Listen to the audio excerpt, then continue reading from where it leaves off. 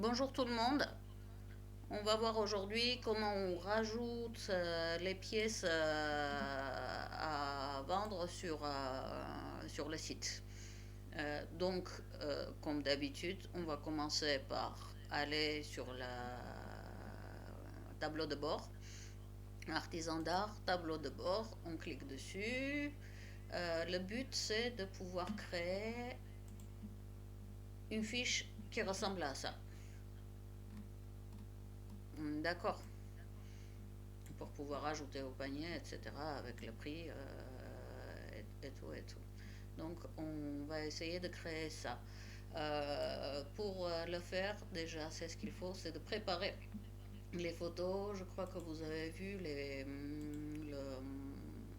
ce que Denis il avait mis en ligne, c'est-à-dire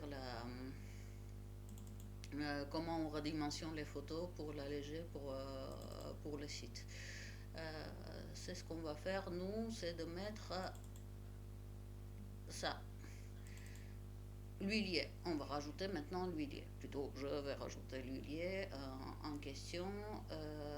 Voilà, ces photos-là. Si vous voulez, pour savoir si c'est bon ou pas, si je fais clic droit, propriété, on voit ici la taille de la photo 852 kilooctets. Donc c'est vraiment raisonnable pour pouvoir mettre sur le site. Donc ça a été allégé, hein, comme vous avez vu déjà dans la vidéo de Denis. J'ai également renommé les photos. Voilà, c'est nommé huilier en porcelaine artisanal gris bleu. À quoi ça sert de renommer les fichiers? Il faut les séparer les mots avec des tirets. À quoi ça sert de renommer les fichiers photos? En fait, il y a deux raisons pour renommer. Une des raisons, c'est les personnes malvoyantes, en fait, pour pouvoir aller sur lire les photos, c'est ce nom-là qui les permet de savoir de quoi il s'agit. Donc il faut que les photos elles soient vraiment parlantes, le nom de photo il soit vraiment parlant. Deux, c'est plus commercial en fait. La raison, c'est la recherche, le référencement sur les moteurs de recherche. Si par exemple, je tape ici carafe grès artisanal, non, voilà, carafe grès artisanal. Voilà, on tombe, la première chose qu'on tombe pour ce genre de recherche, elle se retrouve là. Toutes ces images-là, elles sont référencées selon les noms des fichiers images. Euh, je, je m'excuse, hein, là en plus on voit la première page de Google, c'est carafe grès artisanal, l'atelier de la Volane. C'est pas vraiment pour faire une. Et en fait, c'est pas du tout pour faire une publicité pour nous, mais c'est parce que je sais de quoi je parle. C'est plus facile de me parler sur les choses que je connais que je ne connais pas. On voit ici tout ce qu'il y a comme carafe en première page. Après, il y a beaucoup de gens qui font leurs recherches en allant sur les images. Voilà, en cliquant Google Images et sur Google Images, on voit tout ce qui ressort en premier en carafe grès artisanal. C'est un peu lent, ça s'affiche rien du tout là, mais c'est pas grave. Voilà, tout ça c'est des carafes en grès ou porcelaine artisanale. Il y a mon ordi qui bloque. Bon, et en plus ici il fait link link. En fait, bon, voilà, vous avez compris hein, à quoi ça sert de renommer les fichiers, images et donner vraiment des noms parlants, des noms qui ont des mots-clés pour la recherche dans les moteurs de recherche. Voilà, donc on va essayer de monter une page qui a plus ou moins ça euh, qui a ça comme gueule. Voilà. Donc, pour pouvoir monter donc une page objets à mettre en vente, on va sur produit. On clique sur produit. Oh ben là, lui, il faut qu'il continue à... Ouais. La bande passante, elle n'est pas terrible là. Hein. Bon, c'est pas de ma faute. Donc, on clique sur produit. Évidemment, on n'a pour l'instant rien à vendre. C'est normal qu'elle soit vide. Ah ouais, il faudra qu'on voit aussi à quoi ressemble notre magasin. Pour l'instant, on a vu, mais je ne sais pas si vous vous souvenez à quoi il ressemble. Ça, j'arrête. Hop, j'allumerai tout à l'heure. Voilà, il ressemble à ça. Aucun produit ne correspond à votre sélection. En gros, c'est vide. Mis à part la bannière et puis la petite phrase, il n'y a rien. On verra tout à l'heure à quoi ça va ressembler, une fois qu'on aura rajouté le produit. Donc, on a cliqué sur produit, et puis ici, ou ici, hein, n'importe, on clique ajouter, ajout de produit.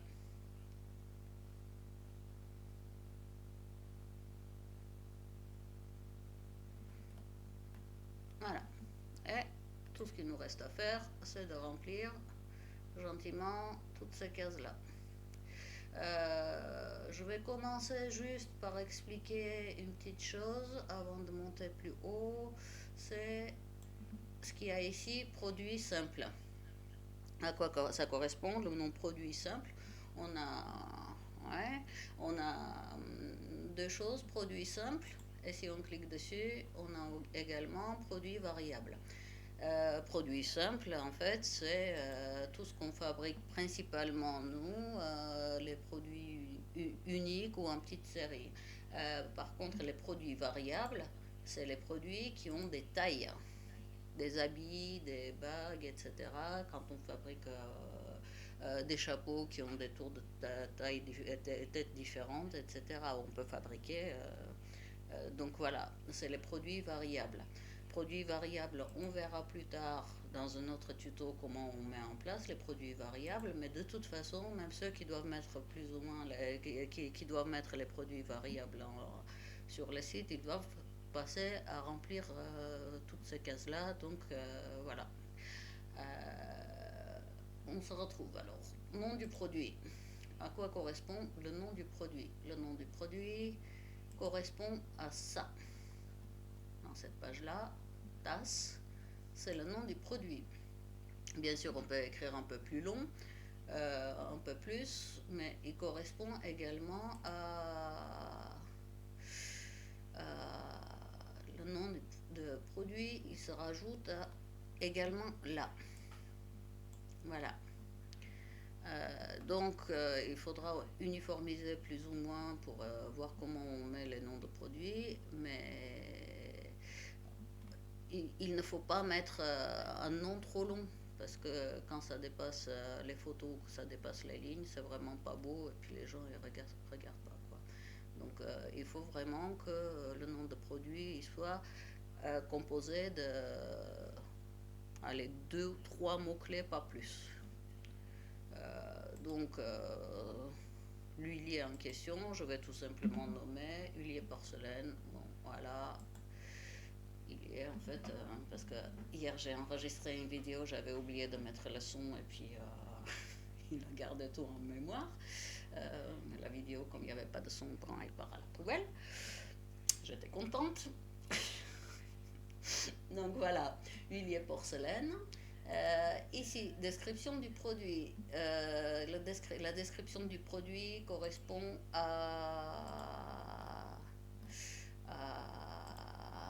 on va aller encore sur le produit.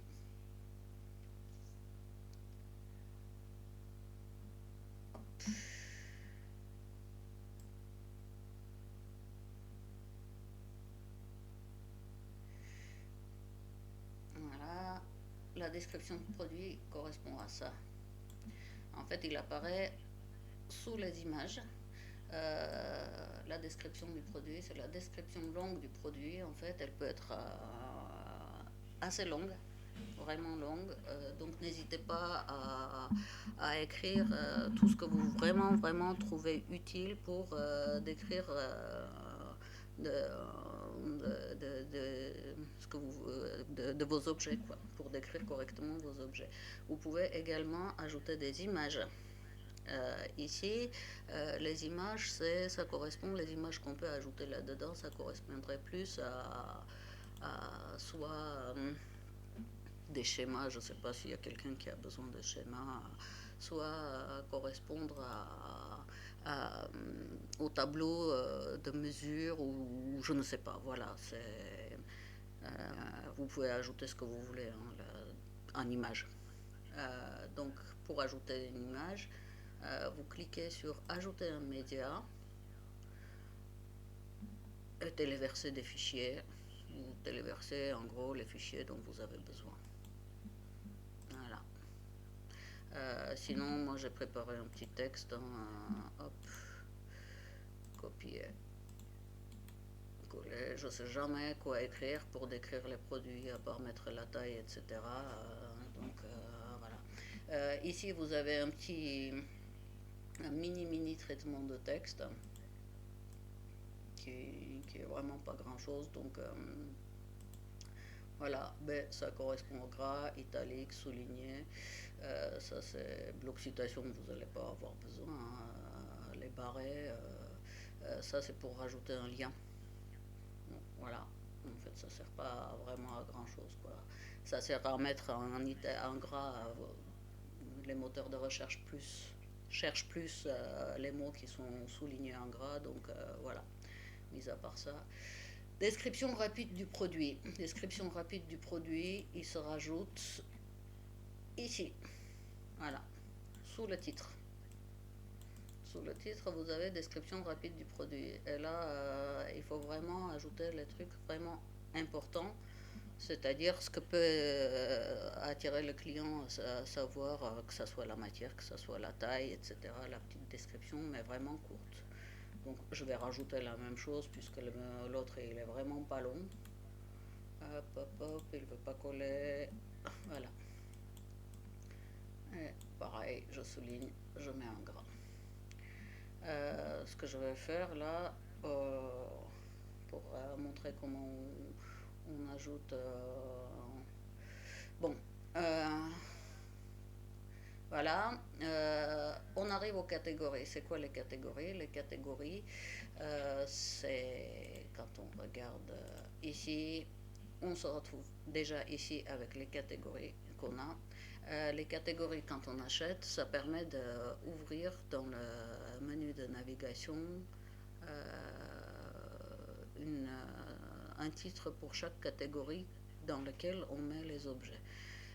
On a décidé de faire donc deux manières de navigation, un par les éléments et matières, l'autre par les objets d'art. À savoir que les catégories où il n'y a aucun produit, elles sont vides, elles n'apparaissent pas sur le site. Donc voilà. Voilà. Donc il y a les catégories objets d'art, art de table, etc. Et puis éléments et matières, et puis tous les éléments qui sont dedans. Maintenant, comment on ajoute les catégories? Il faut savoir que éléments et matières, c'est une catégorie, mais c'est une catégorie comme on appelle catégorie parent.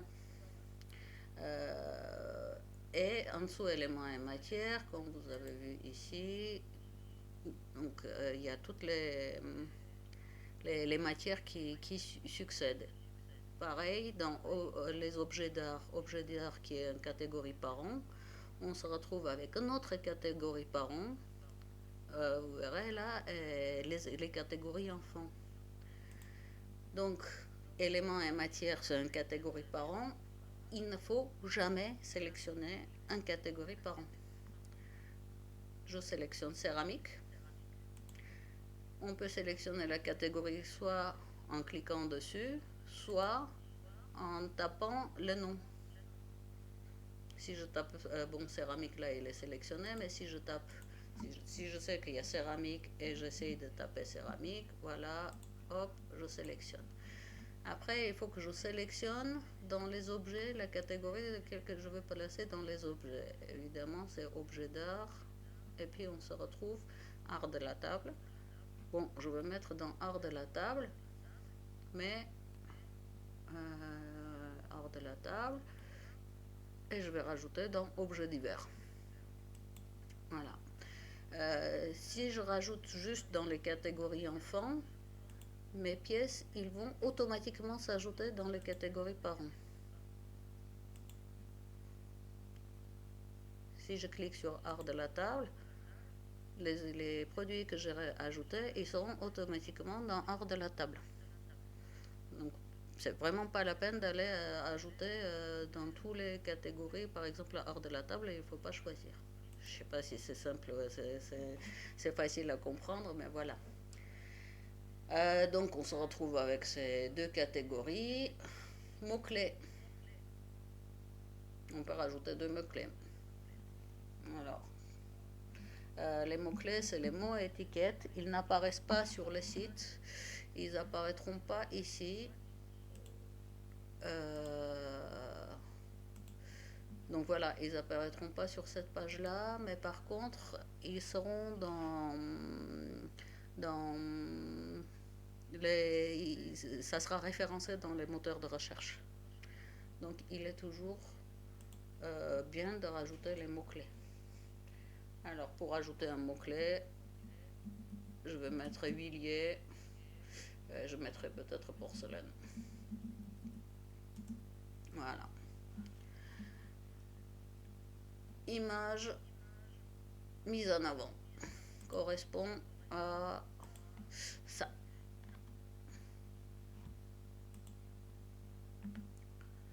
Alors, pour télécharger l'image, je clique sur définir image en vitrine. En fait, je devais supprimer tout ça pour vous montrer comment c'est fait, mais bon, je vais faire téléverser des fichiers. Je ne sais pas si vous vous souvenez, ça n'avait pas marché quand j'ai essayé de cliquer glisser mon image, mais là j'ai changé de navigateur. Alors, je prends mon image, je laisse avec ma souris appuyée, je clique, je glisse, déposer au fichier, hop, je lâche.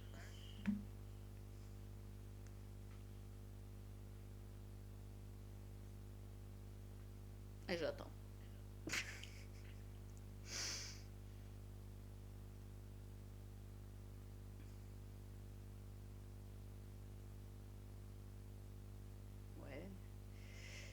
Non, mais il y a un problème de connexion là en ce moment avec le confinement. Tout le monde est sur. Voilà. Définir l'image en vitrine du produit. Voilà. Après quoi, je clique sur ajouter une galerie sur le produit, téléverser des fichiers. Je vais encore une fois, soit je sélectionne des fichiers en cliquant ici, je vais chercher. Hop, hop, hop, hop, hop.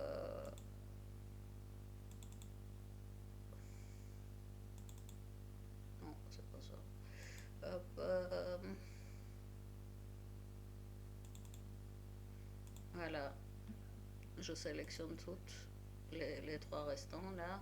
Pour sélectionner tous de seul coup, il suffit de rester appuyé sur la touche majuscule et cliquer avec la souris le premier et le dernier. Voilà. Il faut attendre encore une fois que ça télécharge.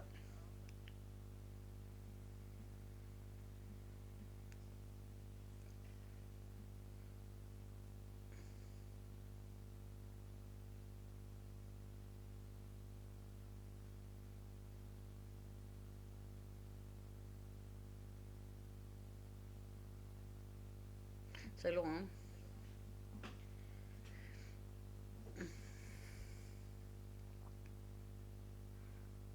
Ouais.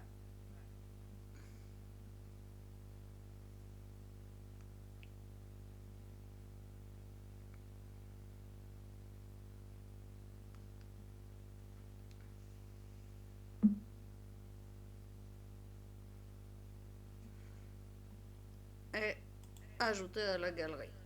Voilà, mes fichiers, ils ont été ajoutés à la galerie. Type de produit, bon, on a dit pour l'instant, celui-là, on laisse sur un produit simple. Hein. Liste privée, cacher ce produit dans la catégorie. Ça veut dire quoi? Ça veut dire si vous avez une commande, un client spécifique, que vous ne voulez pas que ce produit il apparaisse sur le site et que ça soit uniquement lui qui puisse vendre et acheter, dans ce cas-là, vous cochez cette case-là, il n'apparaîtra pas sur le site. Prix, non, prix normal. Donc, le prix normal, il est 60 euros. Voilà. Ça, la page générale, on a fini. Inventaire. Inventaire. Il est en stock, oui, il est en stock. Vous pouvez également cocher la case rupture de stock. Ça vous permettra d'exposer tout simplement quelque chose que vous avez fait sans être obligé de le vendre. Voilà. Comme ça, les gens, soit en voyant quelque chose que vous avez déjà fait mais que vous n'avez plus chez vous, passer une commande ou voilà, en stock. Bon, le produit là, il est en stock et je clique sur gérer le stock. Gérer le stock, la quantité de stock. Bon, j'en ai qu'un seul, donc je mets un. Si vous avez la petite série, ben, vous mettez le nombre de produits que vous avez chez vous. Autoriser les retours de commandes. C'est très très très très mal traduit. En fait, c'est pas du tout autoriser les retours de commandes. C'est quand vous avez quelque chose qui est... Pourquoi il en mis moins 1 qui est en stock zéro. Donc, si vous n'en avez pas chez vous, vous pouvez autoriser à commander ce produit. Dans quel cas la personne qui commande, vous avez deux solutions, alors trois solutions, soit vous n'autorisez pas la commande, on verra ça tout à l'heure, soit vous autorisez la commande mais informez le client, c'est-à-dire quand la personne il met l'objet dans son panier, il achète, il paye, et dès que, ou il ne paye pas, hein, mais dès que vous mettez le produit que vous n'avez pas en stock, vous fabriquez, vous mettez sur le site, la personne elle reçoit un mail qui lui dit que ce qui l'intéressait est réapprovisionné. Voilà, que le produit est réapprovisionné. Sinon, vous faites tout simplement permettre et il ne reçoit rien du tout, il achète et vous fabriquez tout de suite, vous envoyez tout de suite. Et quand vous cochez ne pas activer, alors, quand vous vendez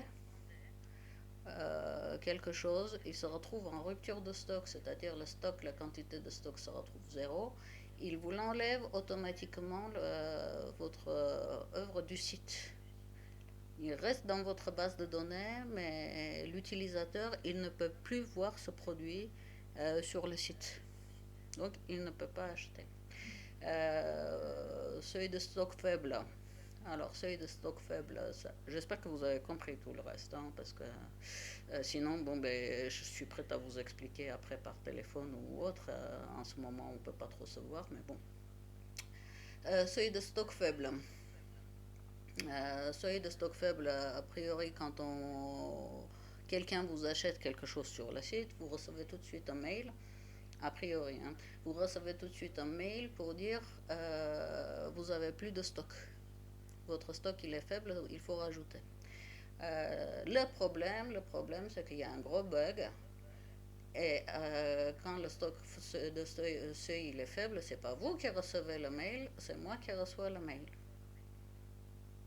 Bon, voilà, donc ça ne sert à rien de tripatouiller ça. Je verrai ça après, plus tard, si je peux faire quelque chose. Vendu individuellement. Moi, je coche toujours ce produit, ça, parce que s'il y a quelqu'un qui veut rajouter, si je coche pas ça, quelqu'un qui veut rajouter 2 huiliers dans son panier, quelque chose que j'ai pas, il peut rajouter 2 huiliers, pour payer pour 2 huiliers, mais voilà, je ne peux pas lui envoyer 2 huiliers parce que j'en ai pas. Donc, vendu individuellement, c'est-à-dire la personne, elle peut mettre qu'une seule pièce dans son panier. Si vous avez évidemment les petites séries, vous ne cochez pas cette case-là. Voilà. Expédition. Expédition, on a vu comment on configure les frais de port. Si vous vous souvenez bien, bon, c'était par défaut, ça c'est sûr que par défaut, il y a 90% de personnes qui seront sur le site, ils vont utiliser l'expédition par poids, par colissimo.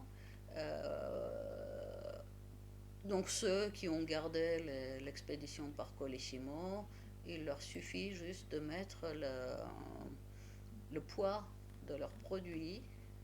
Euh, Ça pesait combien là? 650 grammes. Alors si je mets 650, automatiquement il ira chercher le prix de frais d'expédition pour ces 650 grammes. On verra ça plus tard, hein, après. Par contre, ceux qui ne veulent pas utiliser l'envoi par poids, ils mettent évidemment rien du tout là-dedans, dans cette case-là, poids, et ils remplissent le prix de l'expédition ici. Si par exemple ça coûte l'expédition, ils ont calculé que ça va coûter 50 euros, ils mettent ici 50 euros taxe nationale d'expédition, internationale 550. Expédition nationale gratuite. Alors ça c'est pour envoyer gratuitement dans toute la France. Facturer l'expédition nationale pour chaque produit, même si plus d'un est acheté, c'est-à-dire il ne cumule pas les prix, chaque produit il a ses propres frais d'expédition. Désactiver l'expédition nationale pour ce produit, c'est que vous ne vendez pas en France. Et la même chose on se retrouve pile poil avec la même chose pour l'étranger. Frais de gestion de marchandises, frais maximum d'expédition. En fait, au début, quand vous achetez, vous pouvez faire des petits tests, mettre dans le panier, voir qu'est-ce qui s'affiche. Hein. Donc voilà. Produits expédiés gratuitement. Là, c'est si vous décidez que s'il y a quelqu'un qui vous achète pour 500 euros, vous l'expédiez gratuitement, alors vous mettez 500 euros. Les dimensions, pour celui-là, ça ne marche pas. Donc pour l'instant, on laisse tomber. Voilà.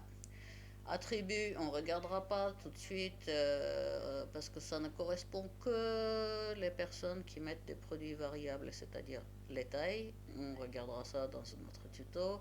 CO, c'est quoi CO? CO, c'est le référencement de votre produit. On va retourner sur Google encore. Hein. Hop.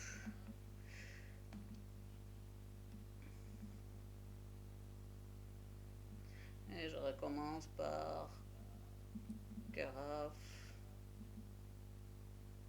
Et la garde en mémoire. Carafe grès artisanal. Tling bon. En attendant qu'il s'ouvre là, on regarde encore là. Titre CO, c'est quoi le titre CO? Tout à l'heure, on a vu, il y avait le titre produit. On a vu où est-ce qu'il s'affiche les titres produits. Si je ne fais rien avec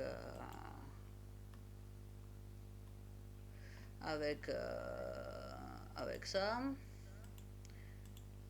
à la place de ce titre, il va s'ajouter le...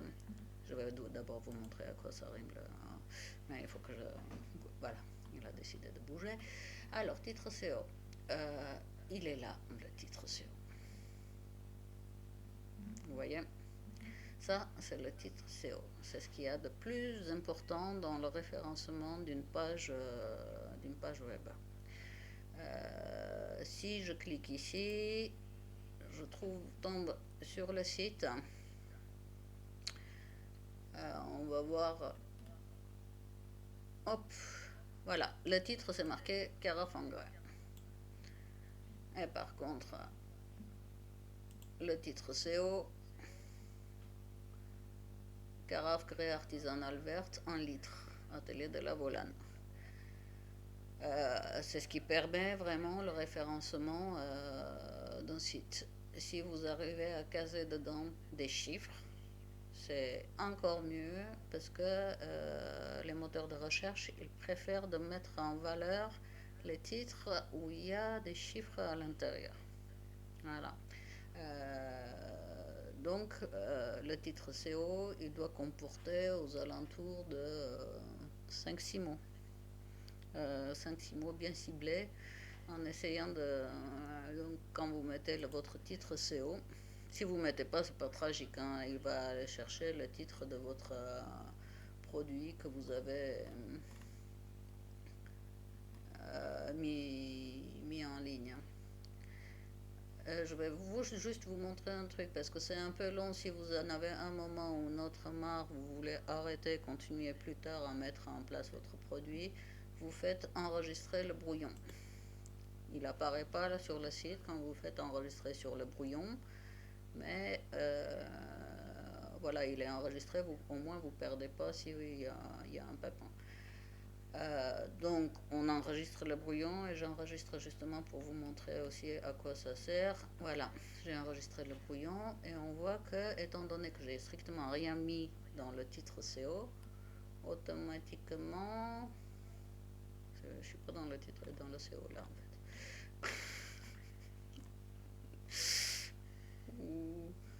Voilà, voilà. Automatiquement, c'est le titre de produit qui s'ajoute dans le SEO. C'est-à-dire, ici, sur Google, ça sera marqué huilier porcelaine. Ce qui n'est pas très glorieux pour faire des recherches. Donc, si vous ne voulez pas le faire, vous ne le faites pas. Si vous avez envie que ça soit un peu mieux référencé, voilà, vous mettez votre titre avec des mots-clés en se demandant qu'est-ce qu'il utiliserait les mots pour pouvoir tomber sur les produits que vous êtes en train de vendre. Alors, huilier en porcelaine artisanale, céramique Ardèche. Bon, voilà, pour moi c'est ce qu'il y a de mieux à faire pour tomber sur le truc. Par exemple, le mot artisanal, etc. Quelqu'un qui cherche à nous acheter quelque chose, il met tout de suite le mot artisanal pour ne pas tomber sur tout ce qui est industriel. Donc le mot artisanal, pour moi, il doit être vraiment primordial dans les titres d'objets qu'on met en vente. Hein. Description SEO. Description SEO, c'est ce qui s'affiche là. Ça ne fait rien du tout pour les recherches. C'est juste pour faire beau. Et ça permet également à la personne, avant de cliquer sur le lien, de voir un peu de quoi il s'agit. Hein, parce que, voilà. Par contre, ça ne change rien pour le référencement. Automatiquement, j'ai fait de sorte pour que la description que vous mettez dans vos produits, il s'affiche ici. Bon, moi, je ne changerai pas. Si vous avez envie de mettre autre chose dans la description, vous avez entièrement le droit, aucun problème. Mais là, cette fois-ci, sans se casser la tête à essayer de tomber sur les mots-clés corrects. Mots-clés, c'est... si vous mettez rien, il met automatiquement les catégories que vous avez choisies. Sinon, il est toujours bien de mettre les mots-clés corrects pour... ça cible encore plus les produits qu'on met. Donc, comme mots-clés, et puis il faut séparer par les virgules. Pour mots-clés, je mettrais huilier céramique. Tiens, j'avais mis hier, comme je dis que j'ai enregistré hier, et puis j'avais oublié d'appuyer sur le son. Tout ça, c'est... Voilà, j'étais contente. Mais bon, au moins, c'est resté dans le mémoire. Voilà, et puis autoriser affichage des données graves pour ce produit. Je ne sais pas ce que c'est. Voilà, donc je ne sais pas du tout ce que c'est, vous faites ce que vous voulez. Sauvegarder les changements. J'ai oublié de dire tout simplement pour ceux qui veulent pas qui veulent que les gens pour l'expédition qui veulent pas appliquer des frais d'expédition, qui veulent absolument que ceux qui achètent viennent chercher à l'atelier, ils ne marquent rien du tout dans l'expédition, tout simplement. Ils suppriment les tableaux, ils ne marquent rien, et puis comme ça, il n'y aura que le retrait à l'atelier qui apparaîtra. Voilà, on a rajouté le produit, on va regarder à quoi ça ressemble. Hein. Hop. Est-ce que vous vous souvenez que quand on cliquait sur les ateliers, il n'y avait qu'une seule page qui était affichée, c'était C'était Atelier de la Volane. Et bien là, on se retrouve également avec Atelier de la Volane. Celui-là, il va être supprimé. Ben bon, je gardais pour l'instant pour quelques démos. Alors, si je clique sur Atelier de la Volane, sur quoi je tombe? Et je tombe sur la boutique avec l'huilier. Voilà, l'huilier qui a été ajouté, mais pas que. Alors, ici, on se retrouve avec toutes les catégories. Les catégories, c'est tout ce qu'on a et tout ce qu'on rajoutera. Les catégories s'afficheront ici, mais uniquement pour notre boutique. Par exemple, on fabrique rien en bois. S'il y a quelqu'un qui ajoute les produits en bois, nous, on n'aura pas le bois, ça sera uniquement notre boutique à nous. Avec l'adresse, il faut que je change, je sais. Également, les coordonnées et la petite carte comment venir chez nous. Tout ça, c'est automatique. Si on clique maintenant sur l'huilier porcelaine, fabriqué par Atelier de la Volane. Voilà. Pareil, fabriqué par Atelier de la Volane. Voilà, voilà. On se retrouve avec ça. La description et tout. Si je clique maintenant par exemple sur ajouter au panier, on achètera après. Hein. On achètera, on fera un semblant d'acheter, mais une fois qu'on aura. Pourquoi elle m'a mis 120 €? C'est parce que hier, comme j'avais enregistré, j'ai acheté, donc j'ai fait la même chose. Il a oublié d'enlever le. Voilà, bon, celui-là, ça n'existe plus. Hein, donc, qu'est-ce qu'il me fait là? Bon, on va recommencer. Hop, retour à la boutique. Hop.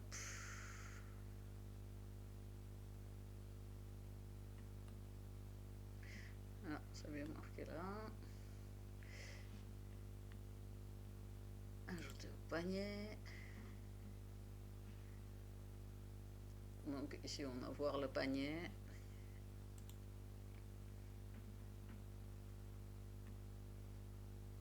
Voilà. Ah oui, non, mais c'était bon. Hein. En fait, il avait juste pas actualisé ici. Il n'avait pas besoin de. Voilà, les frais de port.